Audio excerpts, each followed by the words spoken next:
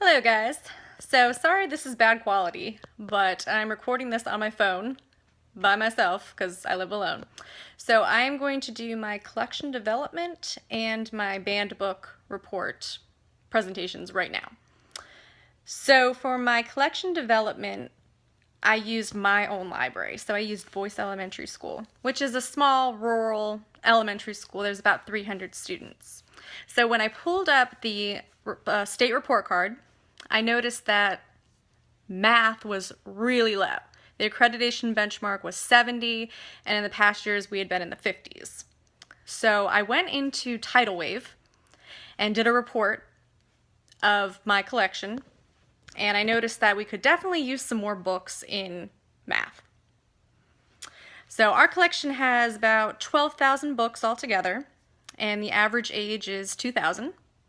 Not terrible, but could definitely come up a little bit.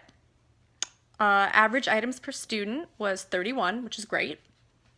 And we're about 38% fiction, 62% nonfiction. So when I ran the numbers,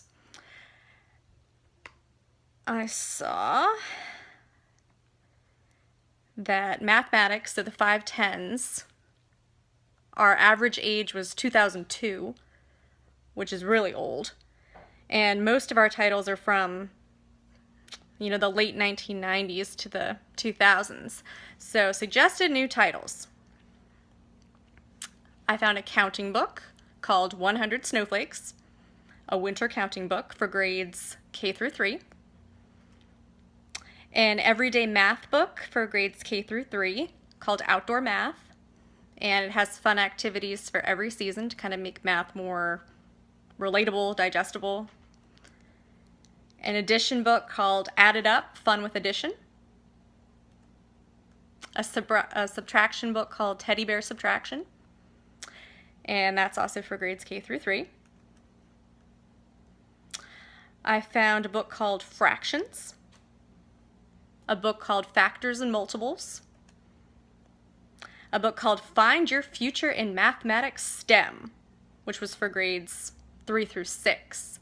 So I thought this book was excellent. It had really, really good reviews, and it would kind of let kids see, in the future, how many jobs are going to be STEM related and how it's important for them to know math.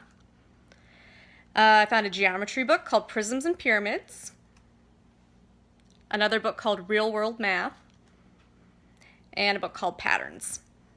All of these books were published in 2016 or are going to be published in 2017. So that'll definitely bring up the average age of that part of my collection. So I'm pretty excited about that. All right, banned book report. I'm really sad I wasn't able to present this to you guys in person, but I did 50 Shades of Grey. All right, so to dive into this, the content of this book, I'm really sad I didn't get to do this in class. All right, this book is about a young woman. She's a senior in college named Anastasia Steele. She is an English major. She's really shy, she's really awkward and clumsy. And for part of her senior class, to help a friend out who works at the newspaper project, she has to go into Seattle and interview this multimillionaire named Christian Grey. Okay, so on her way, she falls through his door and literally lands at his feet. And he helps her up. And from then on, he kind of starts appearing and stalking her. And long story short, he's gorgeous and young and she's young, and they end up kind of having a relationship. But she starts to realize it's not the kind of relationship that she thought, because he is very into S&M. So I kind of had to look up some of the stuff when I read this book. So it's really about him trying to make her into that, and her trying to make him not into that. And there are a lot of controversial parts because there's a lot of sex in it, very graphic sex. There's violence in the sense that at the end of the book, she ends up getting hit with a belt by him multiple times. Like I said, he's very controlling. A lot of women loved this book, but a lot of women were really turned off by it. I enjoyed it when I read it, but I mean, looking back on it now and reading the reviews, I kind of see why a lot of women were turned off. Controversial parts would be like, just being in a controlling relationship, is it ever okay to be dominated or not? You know, most of the reviews agreed that this book does not belong in public school at any level. Definitely not at my school, because I teach elementary, so I couldn't even imagine. When I did teach at high school, though, a lot of people asked for this book when it first came out, and then they asked me if they could do papers on it, and I kind of was always just like, no, hesitant just because of the content and parents maybe being upset. So I would not purchase this for any school library, but I don't really see a problem with it being in a public library, because, you know, people did enjoy it.